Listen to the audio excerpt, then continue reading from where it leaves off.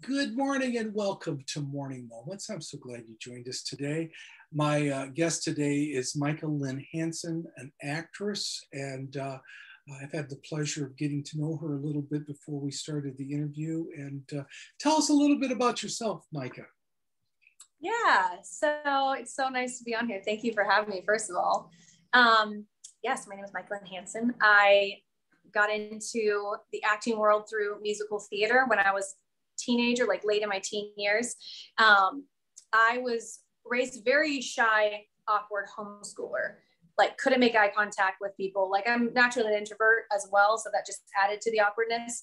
But I would always watch movies and I would see like kids in movies my age, and I would just be like, how did they, what? Like, how do they do this? And I was always making up stories in my head and like, always telling myself these grand stories, but I just, it was always internal. So anyways, when I think it was 16 or 17, my sister brought home like a newspaper article. We didn't even have internet at the time or TV or anything, right?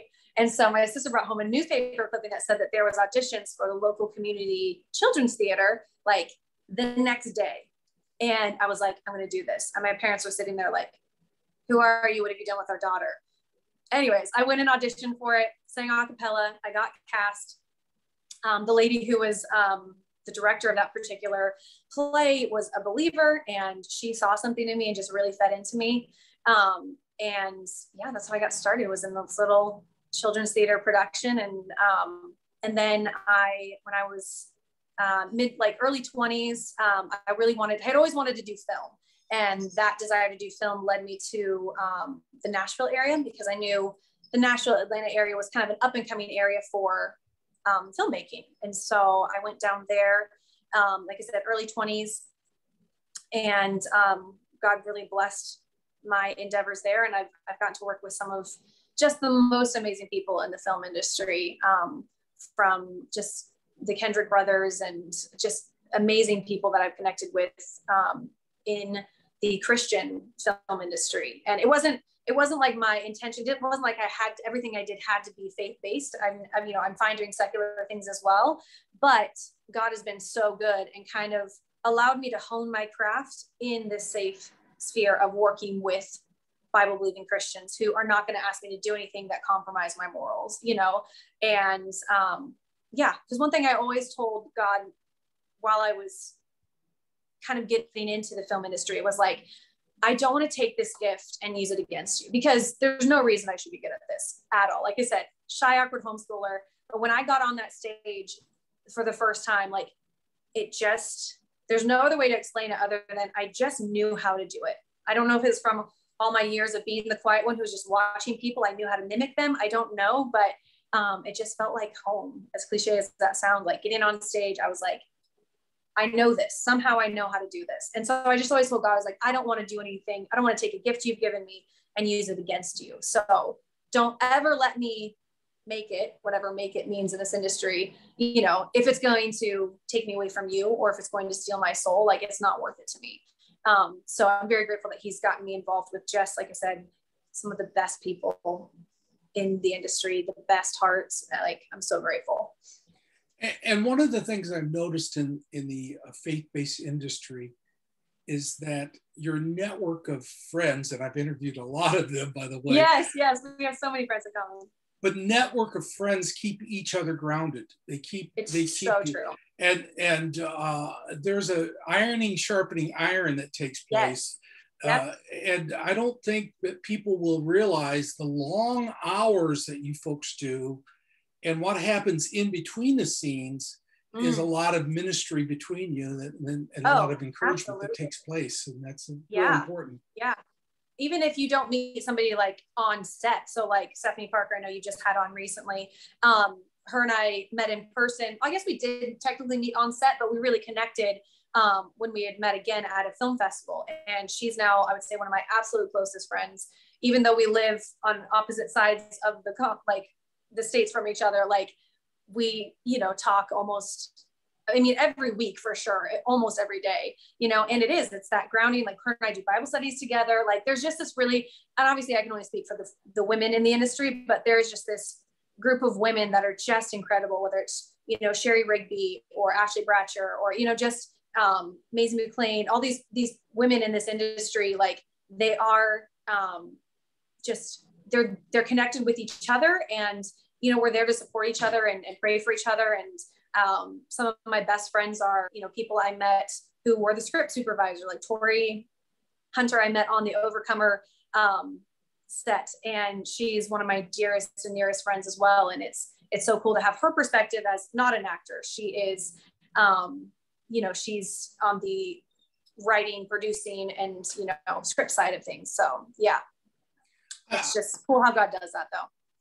One of the things I say often, and it doesn't matter if it's my day job where I'm training nurses or if I'm interviewing people, it's what I call transferable knowledge. Things that we learn in one place that we could bring somewhere else. And I think the one of the things I'm hearing is the need to stay connected to friends. And it doesn't matter if you're an actress or you're a housewife, or if you're raising small children, or you're working in a bank, you still need that connection with one another. And that's why small groups and those small Bible study groups are so important for each and every Christian to stay grounded and accountable to each other. Yeah. There's people, like, when I had first moved to the Southeast area, I got involved in, you know, a small group at my church, and the leaders of that small group, the wife of the couple, like, she's still, again, one of my dearest friends. Like, I adore her, and we stay in touch, and we will stay in touch for the rest of my life, you know? So yeah, I completely agree. What I'm going to do for Micah, I'm going to be able to, on the comment section, I'm going to put down films that she's been in, things that, and you can also keep track of her blogging and her website, and keep track of where she's at. If you're in the industry and you said, this is somebody I want on my film, get a hold of her and let her know. And just keep track of her to see how she's doing. But more important than that, there's a need for each and every one of us to lift each other up in prayer. And so when you see Micah and her name, Micah Lynn Hanson, in a movie or a TV show, you go, I saw her in an interview. Oh, God bless her and help her and just minister to her. And the prayers of a righteous man availeth much. And when you pray for her, God's going to bless you in your prayers as well. And I want to encourage you to keep her in prayer. Any closing thoughts that you have, Micah? I would just, I guess, encourage people. This is what God has on my heart recently, is living with an eternal mindset.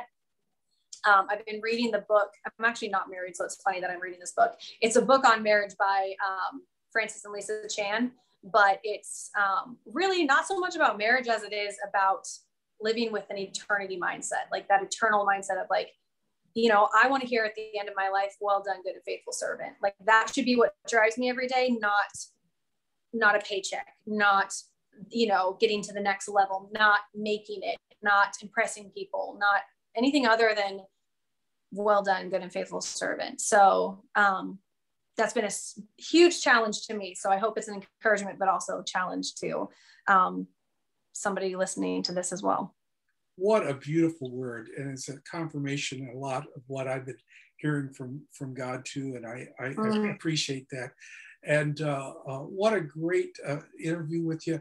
If you've enjoyed this, please pass it on through Facebook and with YouTube, and keep Micah in your prayers, and keep coming back for some morning moments. And thank you for joining us today. And thank you, Micah.